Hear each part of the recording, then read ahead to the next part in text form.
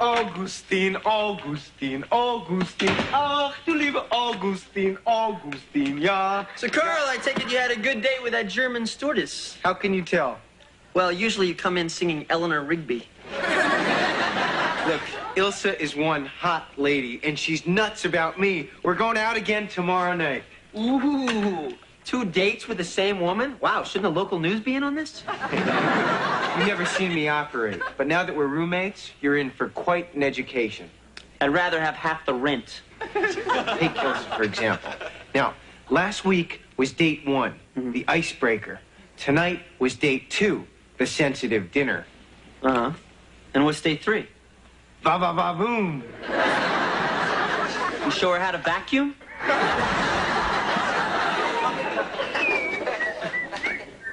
Oh, boy, I hope after all this work these cookies sell at the bake sale. Why didn't you just ask Mr. Belvedere to make them like last year? They were gone in 10 seconds.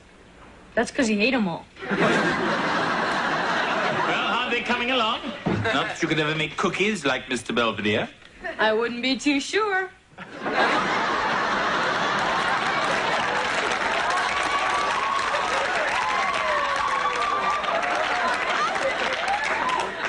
How very amusing. I've even got a name for them. Belvedere's Bodacious Biscuits. So, what part do you want? Ooh, I'll take the tummy. But then there's practically nothing left. I'd have named some desserts after you, but they've already got Twinkies and ding-dongs. Hi, Mr. Belvedere. Hello, where have you two been? We saw Bambi. Oh, I love that movie. Oh, no, not the movie. Bambi Bernstein and the Beaver Falls Sound Machine. Hey, you want a nightcap? No, I'm tired. Hey, come on, Morris. The night is young. And I could go for some good times with a hot lady. Well, maybe Bambi has a midnight show. Good night, George. Good night, Mr. Belvedere. Good night, Mrs. Owens. You know, lately I get the feeling Mars has lost interest. If you know what I mean. Not exactly. Well, do I have to spell it out for you? Well, I'm sure if you did, you'd spell it wrong. Forget it. George, are you trying to tell me that your romantic life has become stale? Yeah. S-T-A-I-L. I thought so. Well, if your love life has become boring, try some new surroundings. Like what? Well, how about the library? Then you can learn to spell while you're at it.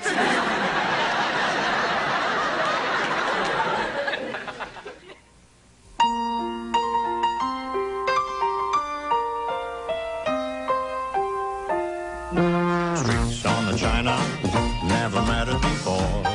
Who cared? When you drop-kicked your jacket as you came through the door, no one glared, but sometimes things get turned around and no one spared.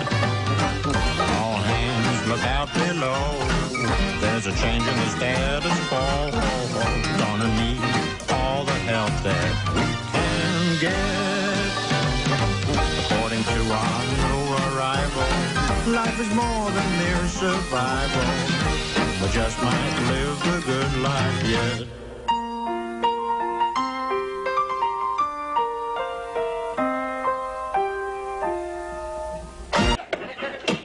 Hurry up and change clothes. Ilsa's coming over.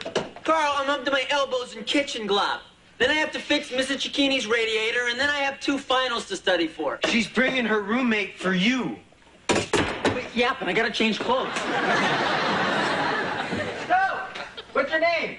Ava. She works with Ilsa. You mean she's a stewardess? Yep. All right. So where are we gonna take her? Oh, look, Kev, this is my 3rd date with Ilsa, and you know what that means. You finally pay? Look, I'm taking Ilsa back to her apartment, and you can take Ava wherever you want. It's them.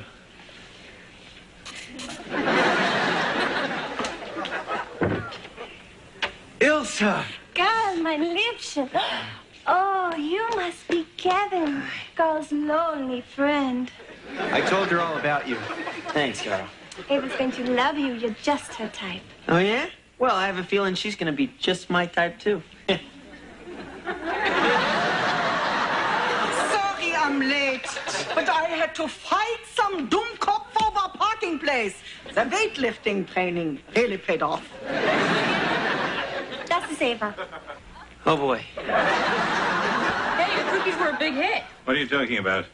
I sold all 6 dozen at the bake sale. One lady bought 2 to keep crows out of her garden. Well, at least it's all over. Not quite. Why are you baking more of those ridiculous cookies? I'm going to market you worldwide. What? Belvedere's Bodacious Biscuits. By the time I finish covering the town with these, you'll be more famous than Amos.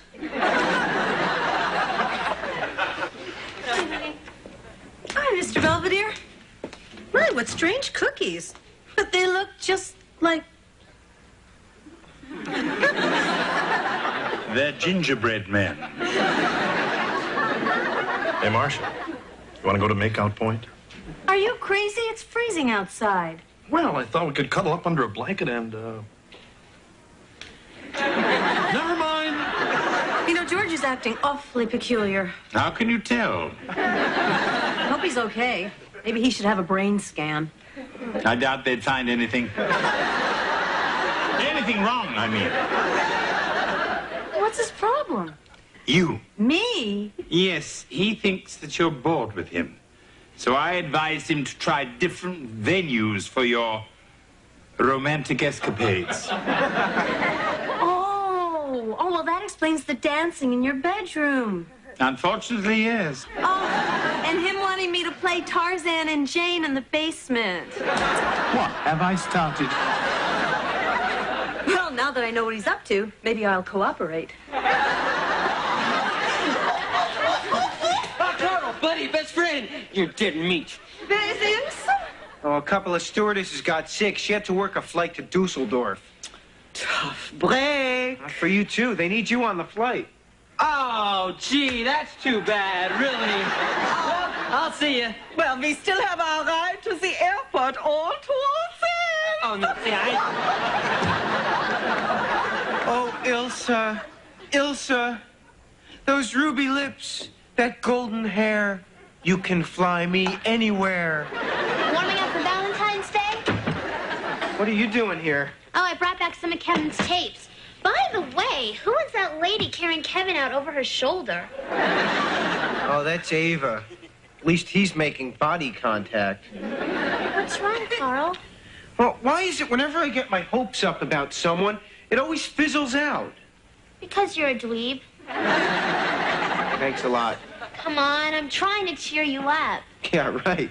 Look, whenever I'm down, I try to think of something really great. Like, Bruce Springsteen jumping off stage and sweeping me up in his arms and carrying me away. At this point, that doesn't sound half bad. Come on, let's go for a walk. Grab a slice of pizza. I don't take charity. I'm buying. I like anchovies. George, I've never been more embarrassed in all my life. Oh, but you gotta admit it was different. What have these twits done now? What happened? Oh, George had this crazy idea. We were supposed to be total strangers who meet in a bar. Good Lord, it's worse than I thought. So we get all dressed up, and I go up to Marcia and say, "Can I buy a drink?" There's an original line.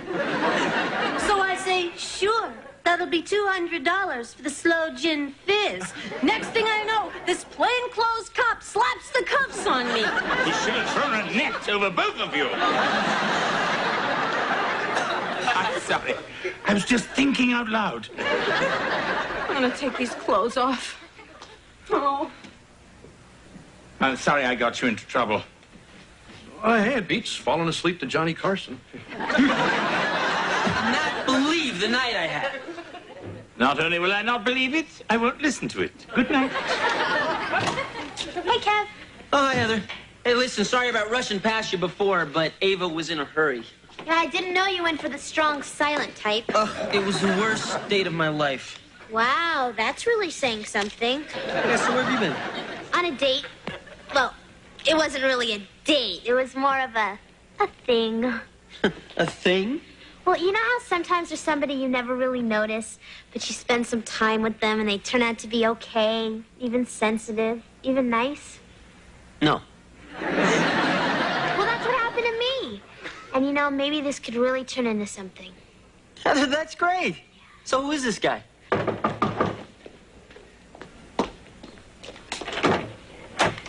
Here you go, Heather. You forgot your purse. Oh, thank you, Carl. I don't know what I'm going to major in when I go to college.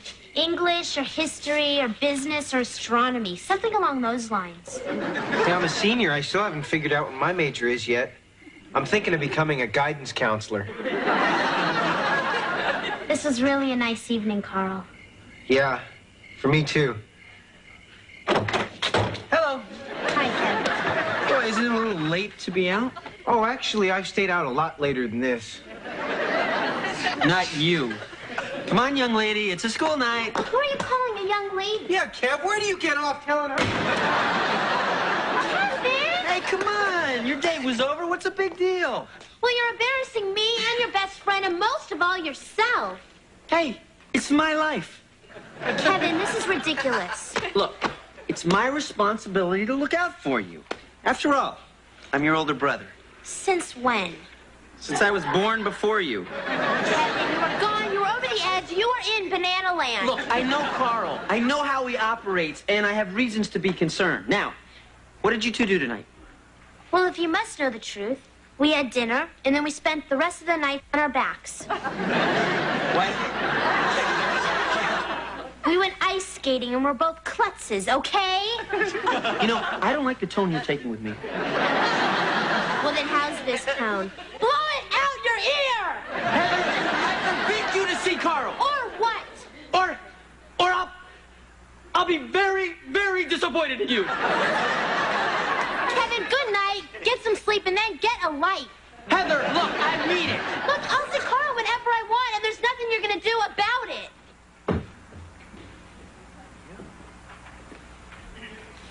Okay, now if you can guarantee worldwide distribution, I think I can get Don DeLuise to be our spokesperson.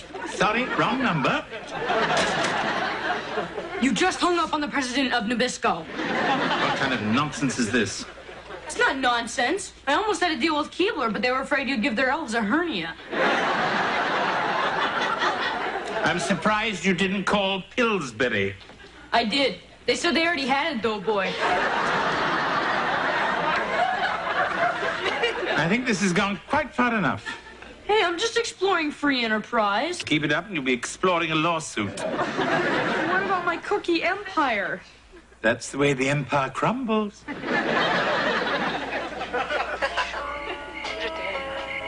Oh, George, this is so romantic. Yeah. Nothing like a drive-in movie where they don't speak English. Now we really don't have to pay attention.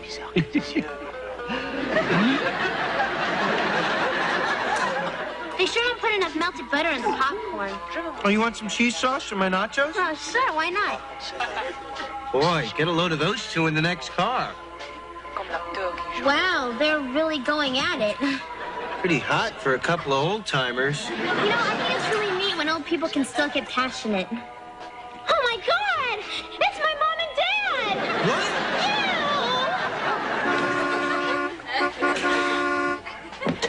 Hey, you big jerk, will you get... Hi there, kitten. Come on, Romeo. Looks like we got busted again. Boy, isn't it great to get away from Kevin? Yeah, he's been covering us like a cheap suit. I'm a little chilly. Oh, I got a jacket in the back seat. Oh, great. Here. Thanks. Ooh, your hands are so warm. You know what they say, warm hands, warm heart. I thought it was cold hands, warm heart. Oh, right. Well, my nose is cold. Well, that's a start. So, any more nachos? This! Hey, look, I'm just trying to save you from my zipper for brains best friend. Will you get off it? Hey, look, don't let him fool you, Heather. He's got his plan all worked out. First, he tries to relax you, then he tries to make you think he's all sensitive, and then... And then what? Ba-ba-ba-boom. He teaches me how to vacuum? You know what I mean. Okay, Kevin, you're right. We can't control our animal lusts, so please protect me from this sex maniac and take me home. You bet I will. Come on. Let's ditch him. Hey! Hey, Mr. Belvedere. Hello, Wesley. Hey, you're baking cookies. I always knew you were a smart lad. What's going on? I figured you'd never want to see another cookie again. Well, I got to thinking about what you said concerning free enterprise. Yeah? So, you have your bodacious Belvedere biscuits, and I have wacky Wesley wafers. Hey, I don't like this. Then you won't like the box. I wanted to display you in your natural habitat.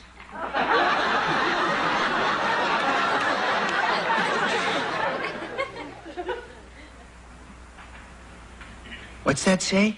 Kevin is acting insane. Oh, I thought it said Kevin is anti-mame. This is ridiculous. We can't even talk to each other with Kevin around. Hey, you know, I haven't seen him in a while. Well, wherever he is, he's probably listening. I am not. Well, no snakes in there. Listen, Heather, I'll be upstairs if you need me. I'll get us some sodas. Better get 3. Oh, hi, Mr. Owens. Oh, hi, Carl. Look about the drive-in the other night. Oh, don't worry about it. That's why people go to drive-ins. Except for me and Heather, of course. We were brushing up on our French. Forget it. It's just Marcia and I can never seem to be alone. I know what you mean. Hey, I know the perfect place where you could be alone. So, yeah? Hey, where are they? Oh, Heather and Carl, where'd they go? they made me promise not to tell you. All right, here's $5. A promise is a promise. A tin spot is a tin spot. They went over to your place. What? They figured it'd be the last place you'd look. Oh, trying to fool Kevin Owens, are they? Well, somebody is in for a big surprise. Yeah, and it cost him $10. Mission accomplished. Great work, Wes. Hey, it was a snap. I mean, we are talking Kevin here. I hope I'm not too late.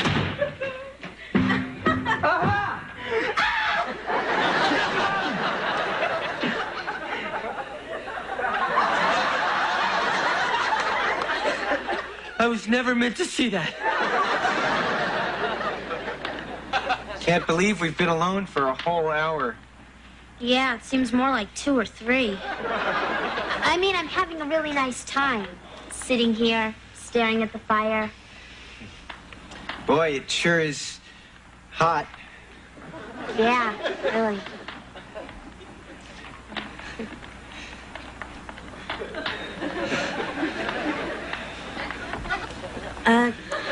Carl, do you get the feeling we don't have all that much to talk about? Well, what do you mean? There's the fire. And the weather. And hey, how about that Gorbachev? I mean between you and me. Now that Kevin's not pestering us, we don't have that much in common. Gee, we should. We've known each other all our lives. Well, you know, maybe we've just been doing this just to spite Kevin. Could be. There's only one way to find out.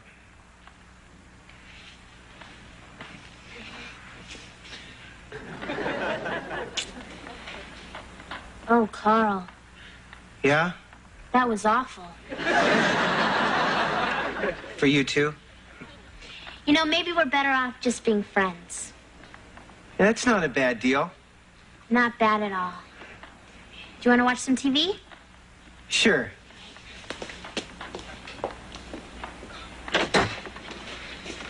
Uh-oh. Hey, look, guys, I've had a change of heart. If you want to see each other, I can't stop you. I don't even want to. It's not worth it. So, Carl, go ahead, date my sister, please. I don't want to date your sister. And I don't want to date Carl. Turns out we were just doing this to annoy you. Now you tell me. Well, I've unfinished business with Ilsa. So, Elsa, my fair Fraulein, may I interest you in a large cookie? It may be a bit stale. Don't worry. I'm used to airline food.